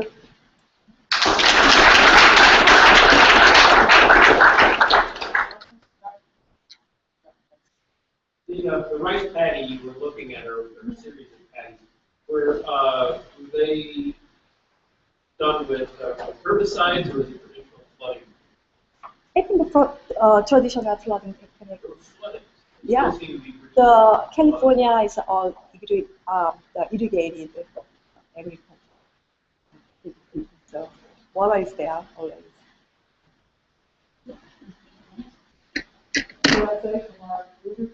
Yeah, okay, so tomorrow morning will be really an ACAST business meeting.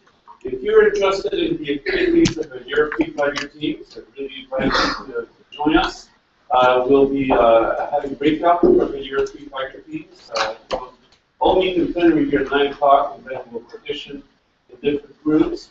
And then at 10:30, we'll take stock of what we learned from the Year 12 Managers session in terms of action items for ACAST, the way we can direct our activities.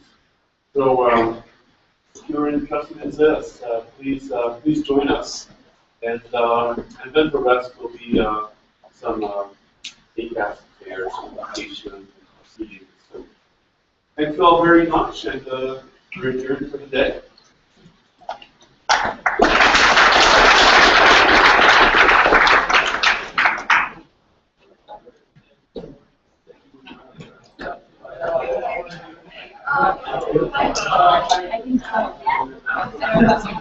I'm planning on being here. I'm not sure how well it'll record, but